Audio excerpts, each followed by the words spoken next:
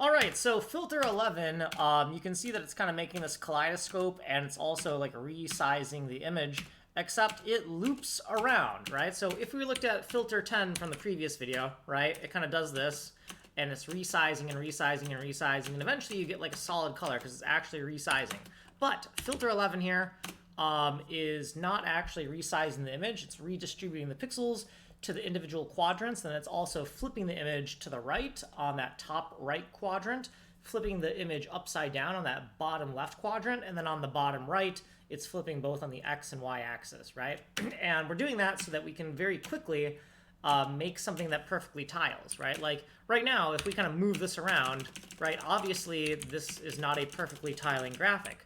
But if we use filter 11, we immediately have something that perfectly tiles. And a lot of people are like, oh, you just kaleidoscope stuff, blah, blah, blah. Why do you think I'm kaleidoscoping things? It's the simplest way to make something seamless. Now, we should probably experiment with other ways to make things seamless, because that way things will feel less cheap. Because I do get the cheap feeling of, oh, he's just kaleidoscoping stuff. I get that. Anyways, we've explained filter 11 here. Let's go on to filter 12. All right. So filter 12 is just a debug filter. It is debug for filter number 16. And you realize that filter 16 isn't for a few more steps because this is filter 12. So everything between 12 and 15 is just a debug filter helping me get to filter 16. So what I'm doing here is I am just color coding the different quadrants that I want to shuffle around, right? I want to basically downsize the image, cut it into little pizza slices, and then reorder those pizza slices to create symmetrical graphics. And you might be looking at them and being like, what are you talking about? Well, let's actually use filter 16, the end result, right? So you can see how we have these 4 kaleidoscopes, and those 4 kaleidoscopes were made from chopping stuff up into quadrants and then taking those quadrants and slicing them into these little pizza slices and then redistributing the pizza slices, right? Does that make sense, right? So before we might want to go back from 16. Before 16, 15 is another debug for filter 16. And you see that filter 15 is getting really close, right? Filter 15 makes the pizza slices, but it doesn't flip them correctly, right? That's why there's those seams there. Though I'm looking at that, I'm wondering why it seems like other stuff is missing. That looks like that. Uh-huh. Uh-huh. And uh-huh. All right, that looks about right. Yeah. So you see 16 is, after it redistributes those pizza slices, it flips the pizza slices around so everything goes together, right? Whereas 15 isn't flipping them, right? So 15 is a debug filter to work our way up to 16, right? I heard a ding. Oh, it's stream elements. Okay, so let's go back to filter 12, right? So filter 12, debug, right? Filter 13, also debug, but it looks like I'm debugging by just like messing with the pixels. I don't know why I decided to make this debug filter, because it looks like I'm just dividing for some reason. Like I'm taking the exact same. Oh, so this is multiplication and this is division. So they're like inverses of each other. Are they complete inverses? They don't look like they're complete inverses. 12 and 13. Okay, 12 and 13. We're gonna come back to 12 and 13. I can kind of see that they're debug filters. Let's see, one is multiplying probably red, green, blue, and white. And then this one here looks like it's dividing probably the same things, red, green, blue, and white. And that kind of makes sense because here we have RGB going on, and then here we have like CMY. And so if we are dividing and neutralizing red, green, or blue, then you're going to get the CMYK coming out. Does that make sense? I don't know if that makes sense. Like if you neutralize green, the 2 colors left over are going to be blue and red, which is going to be like magenta, right? If you neutralize red, what are you going to have left? You're going to have cyan left. If you neutralize blue, what are you going to have left? You're going to have green and red. You're going to have yellow left, right? So So that makes sense why 13 has cyan, yellow, magenta, and why 12 has red, green, and blue, right?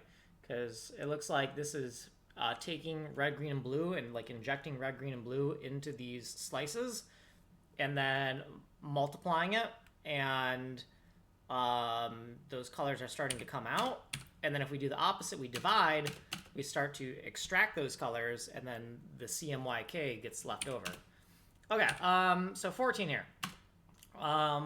So I don't quite know why I did this. It looks like here I'm trying to isolate the individual quadrants.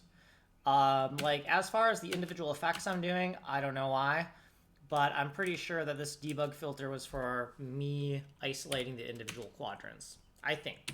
Okay, 15, we already went over that. It's a debug filter. Okay, so if we're really curious, right, we can also go into the source code and be like, oh, I don't know what's going on. Let's go look at the source code, right? So I'm going to go find the source code really quick. I see kanji code or PHOSIMP. And we're going to go put this over on, I don't know, we can put it on this right monitor here. And we can look for those filters, right? So I think 12 to 16 is kind of what we want to know about. And if we really want to know like exactly what it does, we can look at the source code. So, or we can't, because Notepad++ is not responding right now. Because why? I don't know why. You can't see, you can see my little thing right there. Yeah, I'm a little. Okay, so Control F, we're gonna go F PHOSIMP, and then it was filter 12. So I'm gonna put 012 here, and I'm gonna go search. And I can see that this says quadrant pizza multiply right here. And it looks like at one point I was documenting this a little bit differently than I am now. But anyways, maybe I should have kept this up, because I definitely did not keep this up forever, did I? Okay, whatever. Let's go take a look at it. Let's go take a look at it and then wonder why we stopped documenting like this. Probably because it was a time thing. So quadrant pizza multiply. Let's go take a look at that. Okay. Okay, another attempt at a precursor to the hentai F quadrant filter. It uses a different multiply amount based on what the original crust index OC4 was. The original crust index is where you are on the selected area, and it doesn't tell you which clone slice index. Okay, so basically I'm just I'm debugging certain numbers in the filter by color coding sections of the image that are going to be shuffled around. That's basically what's going on. That's probably everything that's going on here, right? We'd have to dig really deep in the source code to know exactly what those different things stand for, right? I don't feel like that. Divide by pizza cup. Divide by pizza cup indexes within the pizza cup diagram section by different RGBA values depending on the pizza cup 4 values. Okay, so there's like a variable that's like in the code, and basically we have some diagrams explaining how the code shuffles things around, and then our filter is color coding certain sections of the image so that we can connect what's happening in the image to the diagrams and just make sure that everything is working correctly, right? Like slowly building up different debug filters until we get to the actual final filter, right? So all these debug filters are kind of snapshots on our way to creating the final filter. Now, if we grab onto pizza cup diagram, there's probably a diagram, right? So let's grab onto that, and if there's not, okay, I'm very disappointed that pizza cup diagram did not take me anywhere. Now, we could put like a break. We could go Control Shift F2, Control 0. We could put like some breakpoints here, and then we could grab onto this, and we could go grab onto PHOSIMP 13 here, right? And we could find the actual source code here. And I see that the debug filters 12, 13, 14, and 15 all are shared by the same function. So it looks like we wrote this function and we probably had like a whole bunch of cluttered code in it. So as we were trying to make filter 16, we basically made these scratch pad filters 12, 13, 14, and 15 to help us understand how filter 16 needed to be written, basically, right? So we see this 12, 13, 14, 15. Common filter code used by filters 12, 13, 14, and 15. They were all attempts to work up to the hentai F-ish filter. All failed, but all resulted in interesting patterns, so keeping and trying again later. Okay, So they were debug filters to help me work up to the design of filter 16. And it looks like at some point I may have failed somewhere to the point where I was like, this code is trash. We just need to start over. So I'm guessing that like all this code is just going to be a clustered disaster, right? So I see that, you know how the image kind of looks like we're partitioning things and we're splitting them up. So I'm guaranteeing these little diagrams here are like how things are getting partitioned. Now, as far as that pizza cop diagram, I don't know where it is, you know. Is there a diagram somewhere explaining that? I feel like there probably is, but where is it, right? And we should do a better job. We should do a better job documenting our stuff than what is going on here. Copy paste. I mean, yeah. Is this split up? 17, 18, 19. Okay. So anyways, I don't think that there's anything really going on here that is like super interesting to the point where it's like, where it's like we have to get into it a little bit more, right? Now it is nice that like, you know, with these filters, if we combine them with like a vertical blur and a horizontal blur. By the way, those are the other filters we have to explain, right? So 16 is the final filter that splits the image into those little pizza slices and then shuffles around the pizza slices to create those 4 kaleidoscopes, right? That's what 16 is, right? 16 right here. Okay. Now 17 is a very extreme blur. I don't use it much because it's just really slow, right? 17 is I think it's like a 7 pixels in all directions box blur. So 7 and 7 is 14, and then we have the pixel in the center, so that makes it like 15. So it might be like a 15 by 15 box blur. It's very intense, right? That looks kind of cool right there, right? Now, filter 4 is the gradient ramp. We explained the gradient ramp in the last video, and it's not really I call it gradient ramp, but it's actually the negative range filter, right? And I explained that in a previous video. Let's mix that with this pixel shuffling filter, right? Because I forgot about the fact that this pixel shuffling filter right here can it can loop around, right? We can literally loop around and find something we like, right? I kind of like that. Okay, let's use a vertical blur. And then after we use a vertical blur, we'll put that gradient ramp on it. And then we'll use that filter 11 that I've neglected for many, many months because I kind of forgot that it existed. Let's mess around with that a little bit more, right? I kind of like how we can tile things. I like how there's this weird gradient here. Okay, now I'm going to do a horizontal blur right on top of that right there. Okay, now we're going to put a gradient ramp on top of that. We're going to do a vertical blur. And then we'll put another gradient ramp on top of that. Another gradient ramp on top of that.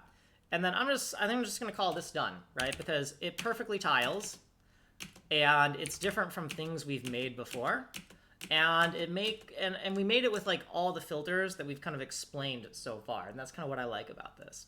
So this right here, how are we going to save it? So right now we really need like an export function, but we have the logs, right? This console that was open.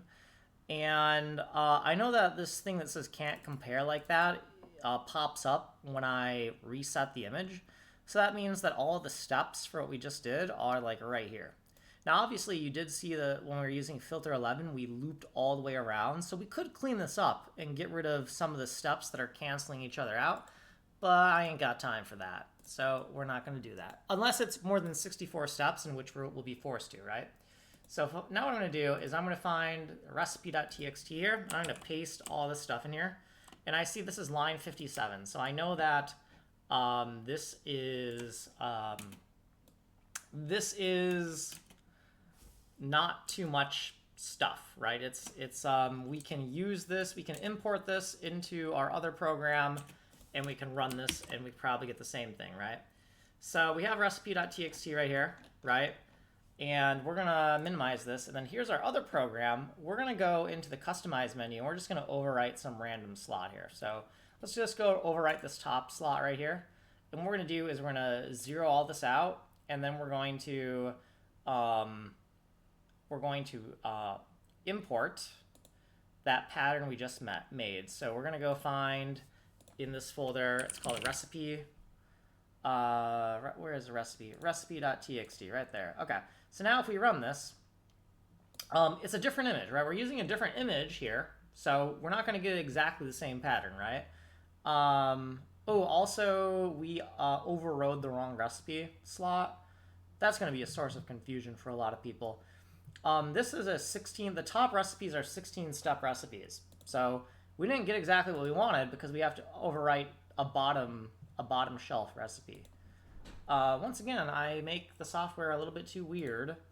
So we're going to go import, and we're going to go find that recipe.txt thing here, right?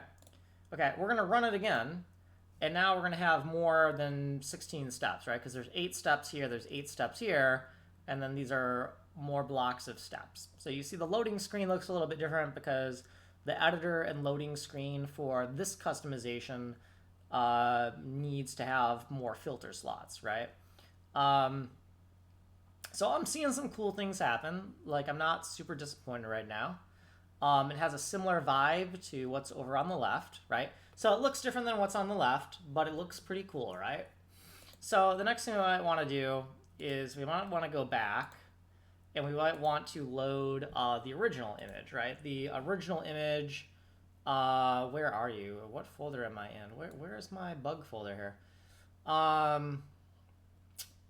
We could, where are you? I don't know how this stuff works. Oh, you know what it is? Because these folders, my operating system sorts folders so slowly that things are moving around while I'm scrolling through. Okay, so now we're going to go into the customize menu. We're going to find that 250 again. This is the thing we loaded in, right? We're going to run this, okay? So if we run this, we're expecting that we're going to get exactly what we have on the left, right? So we'll run this, and then if we get exactly what we had on the left, then we'll call it a day. Now, I don't really like how slow filter 17 is, but let's not worry about that right now, okay? Let's just make sure that it makes something cool, and as long as it makes something cool, we'll call it a day. Okay, there we go. So exact same thing that's over here, right?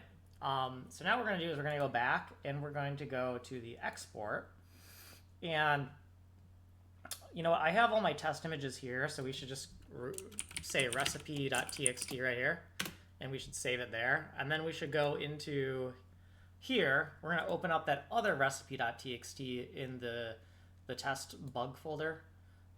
It's like I scroll down. Oh, there's the bug folder. You saw it on the bottom. Okay, let's open that up, and then let's find that recipe.txt. So you see that the original recipe.txt looks like this. And then it got parsed by my faux face code, and now it looks like this. It looks much cleaner, much more organized. So this thing right here, we can close that. And this code right here, we want to put this into the source code for faux face, so that we have one more cool little recipe that the software is going to ship with, right? So over here, we need to find an available slot, right? Because a lot of these are like random bullshit numbers. We need to find a number that's not random bullshit, or sorry, we need to find a number that's random bullshit, make sure that random bullshit sucks and looks horrible, and then once we find a slot that fulfills that, we'll replace that slot with this cool pattern we made. That's what we're going to do here, right? So here's faux face, and here I see the next slot that's available is 278. We've been working kind of backwards here. So 278 is right here. So the first thing we're going to do is we're just going to run 278. Now we know 278 is random bullshit, but there's always the potential that that random bullshit could look really cool or something, right? It doesn't, okay? Like, just trust me, this is not cool. It's not cool enough. So I know that this is bullshit here. So we're going to nuke that bullshit, and we're going to take this stuff here, and we're going to put this into the source code. Oops, and make sure we don't accidentally... Okay, I heard a bell. I heard the bell. Who's in the... Let me go put this over here for a second. Boom. Good on you for throwing on the stream again. Yeah, I try not to. The thing is that if I stream too much, then we end up in too many conversations, and then it hurts my productivity. So, but right now it's like, people have been asking for me to document my code. Like, they're like, oh, I want some videos explaining what your filters do. And it's like, people say that, but I really don't think it's going to result in sales, right? Like, I think sometimes people will ask for things and say they want them, but then if you give it to them, it's not going to result in financial gain. And so it's like, well, I should at least try, right? I should at least try. So we're going to put stuff out there that has documentation for like 10 filters. So every single one of these videos I'm doing is going to document 10 filters. But while I'm documenting it, I'm also going to do a little bit of work on the source code and design some patterns for the new software. That's kind of what's going on here. Okay, so we put these numbers into the code, and then we'll have to recompile the code, and then we'll test out 278, and we'll see what that looks like, and then we'll document it, and then we'll kind of move on. So,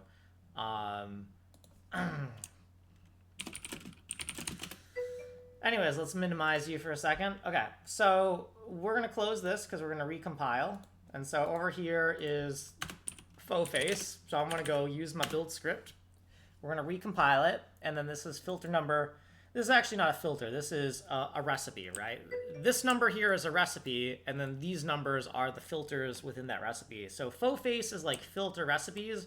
Whereas PHOSIMP right here is... PHOSIMP right here is just filters, right? Filter 4, right? Filter 11, filter 16, right? Filter 4 again, filter 19, vertical blur, right? PHOSIMP is the filters, and then when we make something that we kind of really like, right? I make this look easier than it really is, right? I make this look easier than it really is, so sometimes people buy it because they're like, oh man, you can just make cool stuff really quick, and then they're kind of disappointed because it's not as easy as I just make it look too easy. You just gotta trust me that I made that look too easy, right?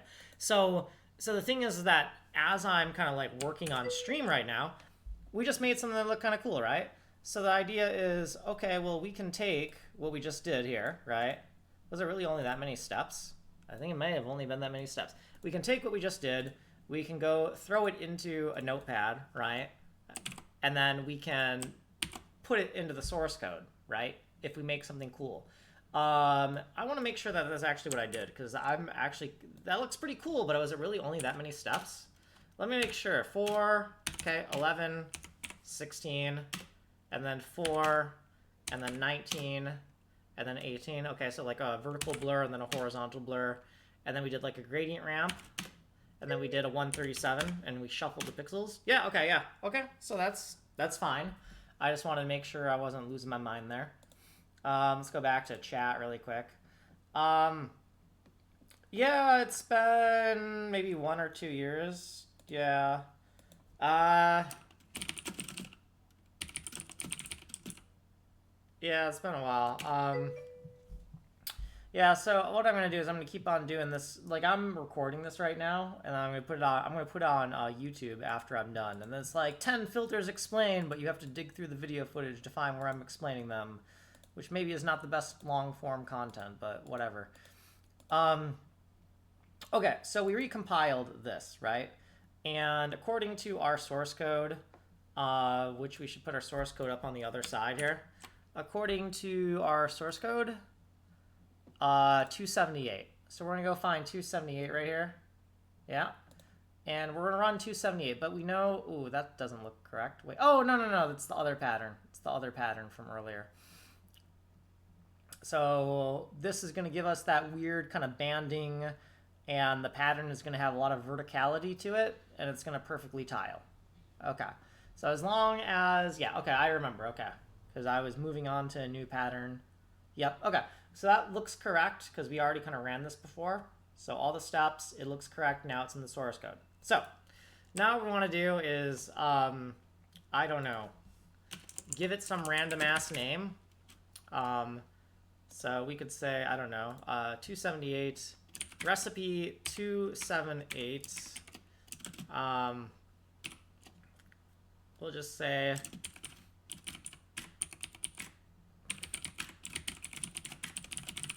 I don't know, something like that, right? I really don't think too hard about these names. They just need to be like a unique name. And then we're gonna go find where we're gonna tag this. So up here in our source code, we've been making these little display names for all the different recipes that I'm making. So this is 278 now. And we'll just say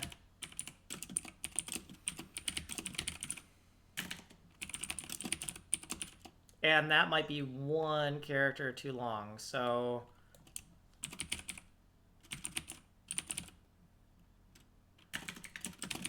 whatever, we'll just call it vertical band because we don't have room to say banding. Okay, 278, okay. And this, yeah, so we're just making sure that we don't go over the limit here. This comment right here is keeping track to make sure that we don't go over the limit of 28 characters. It's 28 characters because our user interface is exactly 512 by 512 pixels, and I want a little bit of padding, and I want to be able to display this in a 16 by 16 glyph font. So 28 characters is the maximum all these display names can be if it's going to work with the very kind of retro rudimentary user interface that I've made. Anyways, so now that we have these little tags here, right, we can grab onto this tag on the display name and we can go down to the actual recipe code, right? Okay, so now that's taken care of, what we're gonna do is we're gonna move this, and then we have that other recipe, right?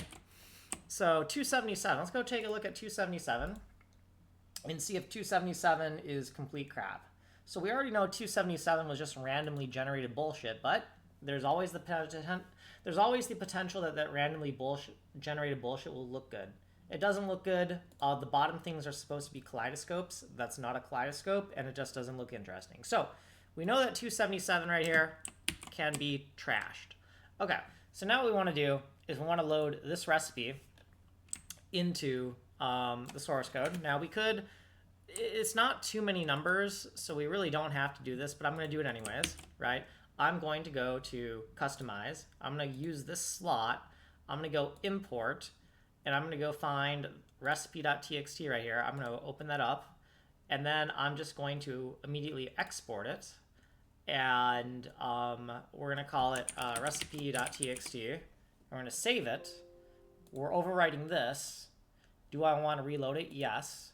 And now I have all the numbers, but they're kind of more nicely formatted, right? Now, I don't know if that actually saved me any time because, right, we did a lot of motions to make that happen, and this is only like 8 different numbers. So it may have not been a good use of my time. But that's the thing, sometimes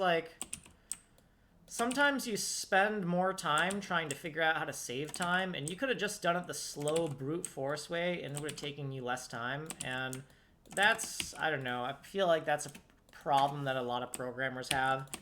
Usually I don't try to automate something until like I've wasted a lot of time on it, right? Like, because you don't, until you've done something a few times, you don't know if it's like a one-time thing you're going to waste time on or like a recurring thing you're going to waste time on.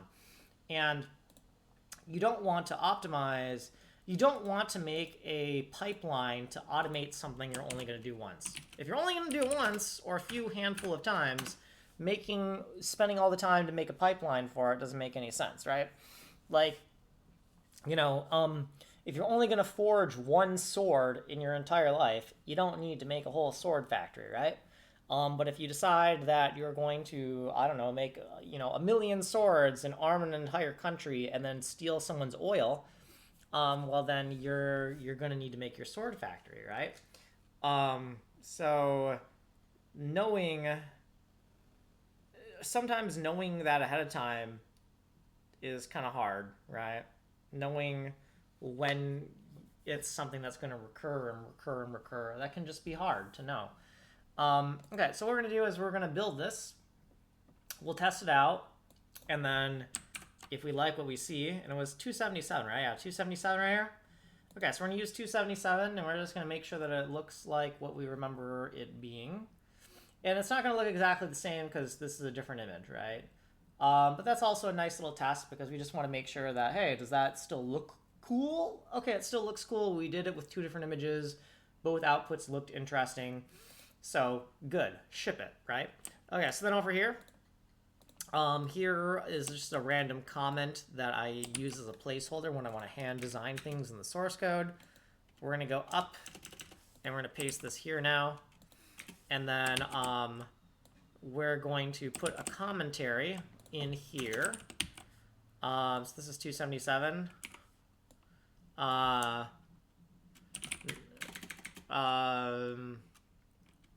Only 8 steps to make a flower. Right, I don't know what to call this. I'm just giving it a name, right? Only 8 steps to make a flower.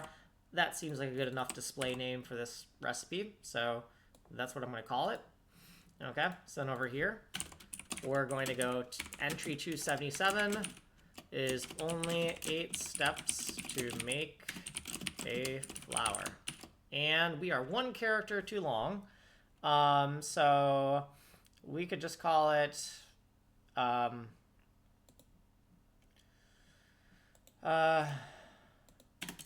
just flower, which now that's ambiguous because are we talking about a flower, like the things that bloom, or are we talking about grain? I don't care. Okay, 277. Okay, so now if we grab onto this little commentary here, we can bounce between the actual source code and the documentation. Okay, cool. So now, what I want to do here is just explain those 10 filters really quick, right? Because we kind of did some stuff, and let's go explain the 10 filters, right? So 11 right here is redistributing the pixels to 4 different quadrants, and then mirroring so that we create something that perfectly fits together so that we have a perfectly tiling image that we can work off, right? 11 is not resizing the image and flipping it, because if you use 11 enough times, you loop back to where you originally were, right? Okay, so now 12 and 13 and 14 and 15, they are all debug filters that are just color coding certain sections of the image so that I can make filter 16. So I'm not going to explain 12, 13, 14, or 15 any more than that. They're just debugs that help me work up to filter number 16 here. Now, filter 16 is actually resizing quadrants of the image. I really should make something that's like 16, but is lossless. I don't think I have, but I should eventually. Anyways, 16 is kind of slicing up the image into 4 pizza slices, and then it's going to downsize those 4 pizza slices and redistribute those 4 pizza slices to different quadrants, right? So if we looked at filter 11 here, not filter 11, filter 12 here, right? You see how we have these different pizza slices? These are actually the destination slices, right? So the whole image gets cut up into, the whole image gets downsized and cut up into 4 triangular pizza slices, right? And let's say the top pizza slice is the red slice or something, right? Then the red slice would be pasted, and pasted in the top left quadrant, right? And the green slice that is over the entire image would be pasted here, here, here, and here. You know, it's not a very good diagram. Anyways, you either kind of understand what's going on or you don't, right? It makes things into a kaleidoscope in a way that is not typical, right? The idea is to make a kaleidoscope, but make it in a way where it's not the same kaleidoscope that you've seen on a bajillion other YouTube channels that make psychedelic animations to techno music, right? Filter 16. Okay, so let's go on to filter 17. 17 is a very strong blur that is incredibly slow, and so I try to avoid using it. And then it's a box blur, by the way. It's like 7 pixels in all directions, and then you have to include the pixel in the center as well. So it's like 7 and 7 is 14, so it's probably like a 15 by 15 blur about. 18 is a vertical blur, so it only blurs individual scan lines. And then 19 is, 18 is horizontal, 19 is vertical. See, I don't know my horizontal and vertical, right? 18, we can see that it says horizontal speed blur, right? 19, if we look at the text, that is over here, we see vertical speed blur. Okay, so last filter is 20. And 20 just makes the image black and white.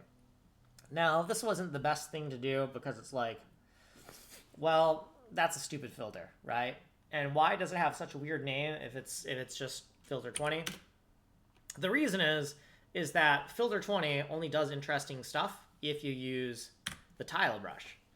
And why is that? Well, it's because it's making things less black and white the closer they get to the border, right? But if you use the filter on the entire image, there is no border because PHOSIMP was designed to make perfectly tiling images. On a perfectly tiling image, there is no border, right? So if we use this on the entire screen and we press the space bar here to inset and then we hit enter, okay, and then we get rid of the overlay. Okay, okay, sorry. Space bar one more time. Okay, because there needs to be actual space. Okay, so now we hit enter. Okay, now we get rid of this. Okay, am I just full of crap? Am I just full of crap, or did I break this? Okay, I'm gonna try one more time. You know what? I'm gonna try to. Okay, delete, space bar, hit enter. Oh, I'm stupid. I am just stupid. I'm stupid. It's the tile brush. Okay, you don't use the tile brush by hitting enter. You use the tile brush by clicking. Okay, so putting the tile brush over the entire image, and then clicking, then getting rid of it. There we go. There we go. Okay. So yeah, that filter 20 is going to be a hard one for people to realize how to use it, right? So filter 20 really only does something interesting when you're using the tile brush, right? When you're using the tile brush, you can start to see that you can kind of see what it's doing, right? Where it's like it's making the center of the filter black and white, and then the edges of the filter are full color, right? So I feel like if we do this and we reset and then we use it here like on the top of the image, oops, we have to add an inset. Okay, we have to add an inset before we can do that. Inset with spacebar, by the way, right? So you can kind of see how it's like black and white, and then it fades into color. It goes black and white and fades into color. Now I'm not even sure if that's true. That is what it should be doing. Anyways, so you get the idea. Filter 20 I don't really use because I'm usually, when I'm making interesting patterns, I'm doing them on the whole screen. And you can see that doing that isn't going to be very interesting, right? It could be interesting if we kind of mix it with other filters, because we can mix and match things around in order to get color back out of the image, right? We can do some interesting, crazy stuff so that we can take a black and white image and we can get color, right? Like that is a thing that we can do. But you can see that maybe, but you can see that it can be kind of a challenge, right? But it is kind of fun because then it's like I kind of drew this pattern, right? Like with what we've just done here, did the original starting image actually matter? And I don't know if it did, right? But yeah, we got something kind of cool there, right? So why don't we go save this, and then we will end the video, right? Because we explained all 10 filters, or maybe we'll explain all 10 filters again at the end of the video. I don't know. We've explained all 10 filters, but I do want to save this because we made something cool, right? So the way we're going to save that is we're going to look at our logs for PHOSIMP. And I really need to like do a better job here because I see this can't compare like that. So I know that these are probably our numbers right here.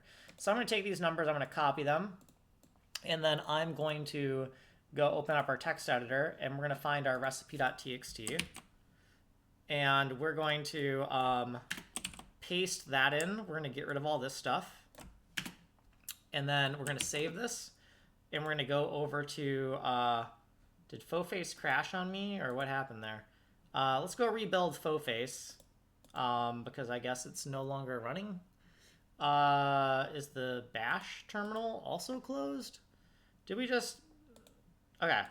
So, we got something that, with the window, when the window gets, like, minimized or, like, drawn over or something, it sometimes crashes. I gotta work on that. So we'll rebuild this. Right, we'll rebuild PhoFace, and then we'll put this design into it because it looks pretty cool, right? It's a pretty cool, interesting kind of design. And what we're trying to do with PhoFace is just make a gallery of interesting, cool patterns that all look different, so we can kind of showcase that you can make a lot of cool different designs with the software. Because why? Okay, so let's go customize. Let's go overload this slot. We're going to go import. We're going to go take recipe.txt, and we're going to run it. Now, this time we're running it on a different image, right? So I don't expect it to look exactly like this. But we did a lot of things to where I think that it might end up looking exactly like this, or like super, super similar. So like sometimes when people complain that like, oh, the original image, okay, did we lose something here? Did we lose something? Because this looks like it's like on the way to being what we wanted, but we moved things around. Okay. Okay, so it doesn't look exactly, okay, it looks much blurrier. Okay, so what we're gonna do is we're gonna go back, and we're gonna go load the actual image we used, right? This is the actual image we used, right? So we're gonna go open that, and then we're gonna go to the customization menu, and we're gonna run that. And we're just gonna see if it looks exactly like this. If it does not look exactly like this, then we did not copy from the logs correctly and we missed something, right? Okay, so it looks exactly like that. Okay. So I like this, but I don't like the thing I saw last time. Okay, so I guess the next thing we might want to do is load one more thing, right? So it's okay if it doesn't always look the same, because if you put a different input in, you're expecting to get a different output. That's reasonable. Now, what we don't want is that, oh, only this one input gets good-looking stuff, and then the rest of the time it looks like complete trash, right? And right now, I'm kind of seeing a little bit of a complete trash kind of a thing going on here, right? Where it's like, I'm not sure how I feel about this. I like this. I don't know if I like this, you know? It's a little bit blurry. It needs some like edge detection on it. If we put like a 300 and a 311, let's go back. Okay. So here is, I'm going to go right here. I'm going to put a 300 and a 311 on it, which is kind of a hack, right? And I'm going to run it again, because I think that that might be like the one step that we need to make it look interesting for what we have here, right? So I could be wrong, but let's just see what that looks like, right? So I know we did it like after we moved it around, but that's fine, right? Okay, that's kind of cool. I'm okay with that one. Okay, so now if we go back and we go load the original thing we had here, right? And then we go to the customize menu and we go run this, right? It's not going to look like this anymore, right? Because we did a few extra steps. But the question is, does it also look cool with this, right? And if it looks cool with this, then I'll say, okay, it gets, the output is varied, but it looks cool no matter what, right? Okay, that's a much different, it's much different, right? It's much different, right? This and this are much different, but it's sharper detail. It's an interesting pattern. Sure, I think, you know what, we'll ship that. We'll ship that. Having some kind of color correction code to make things, having some color correction code at the very beginning to make things the same. If we start with like the same kind of global key, like if two images start in high key with like the same amount of contrast, then chances are the end result will look more similar. But I ain't got time for that right now. Let's ship what we got here. So we're gonna go export this, and we'll call this recipe.txt right here, right? Okay, so now that we have exported that, we're gonna reload this, and we see that we got these nice numbers here. We see that 300 and 311 polishing step we did. And the cool thing is, like, if people don't like that last 300 and 311, right, they can modify it in the editor, right? Okay, so in PhoFace here, it looks like the next slot available to us is 276, right? So we're going to go back and we're going to go to 276 here. 276. And we're just going to make sure that 276 doesn't actually look cool, right? If 276 looks really cool, then we might want to not touch this and move on to another slot, right? And so that kind of almost ended up looking cool. I'm not sure. I don't really... We already had something that kind of looked like this. So we're going to load another image. And 276. Okay, we're on 276 again. And I'm not really feeling this. I feel like we had another thing that did this. I don't know. That is kind of cool, but I feel like there's other things that are doing that. So 276, let's do like 275. I feel like there's other filters that were doing stuff like that. I don't really like that blue at the end. Okay, I remember this was like in our video. This one here was like in our demo video. We might want to keep that one because that was just in the demo video. But 276 here, it's like, it's kind of interesting, but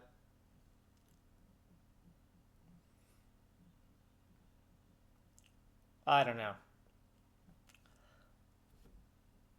I feel like we have too much stuff that looks like this. I don't know. Okay. I think I'm going to nuke 276 here. And then, you know, if you really, really liked what you saw, here's the numbers. We're going to nuke it. So we're going to go find this recipe here. And we're going to go into PHOFace. And we are going to nuke what we had for 276. And we're going to put this new recipe in.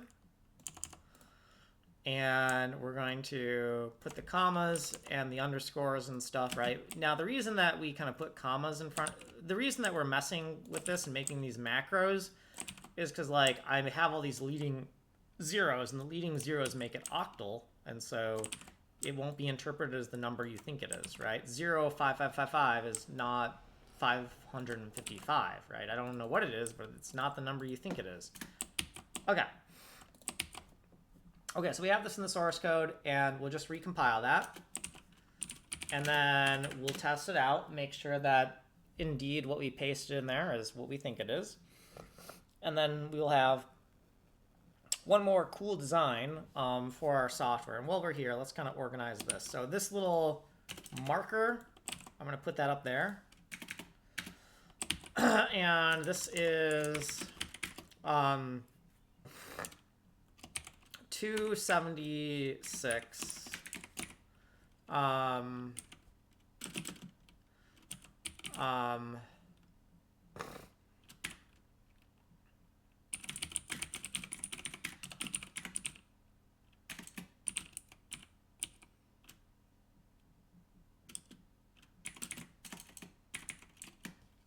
okay, so 276, right? 276? Yeah, that's about what I... Okay, that's what I remember happening. Okay, let's put this over here.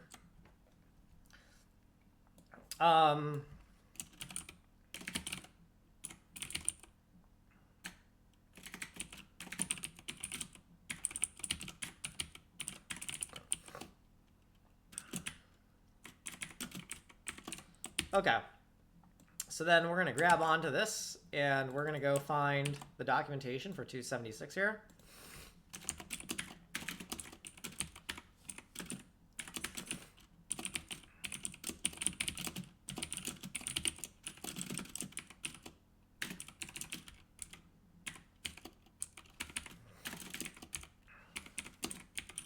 Okay, so now if we grab onto this,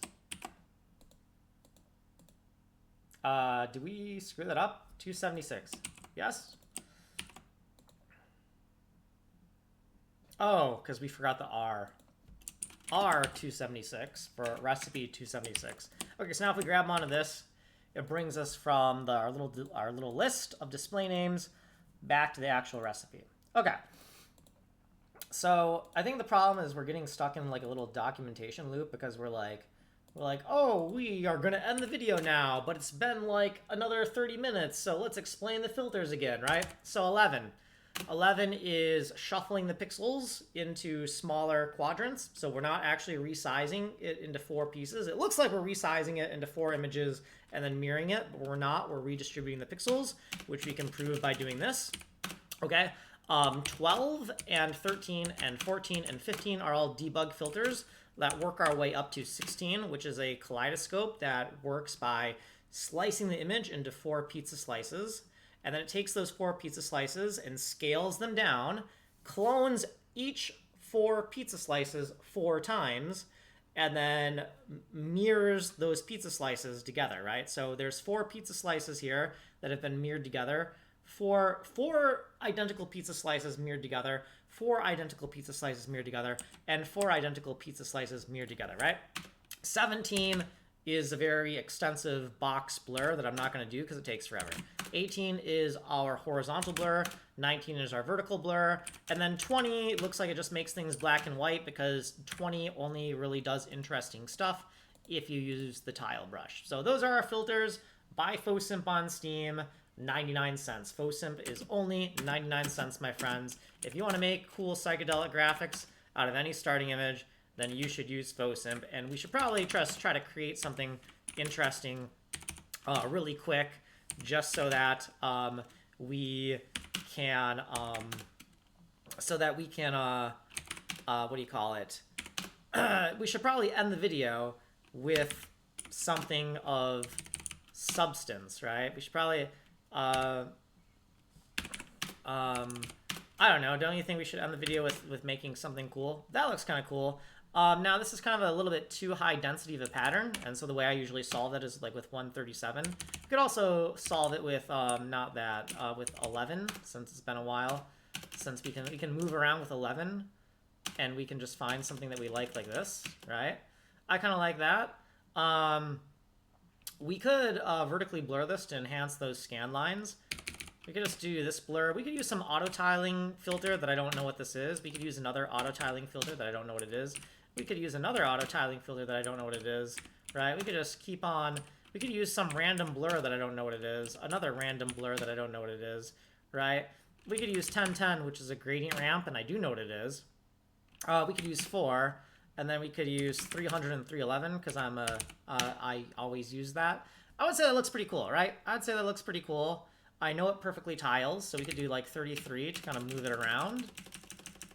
And buy PHOSIMP on Steam. PHOSIMP is only 99 cents. PHOSIMP, 99 cents.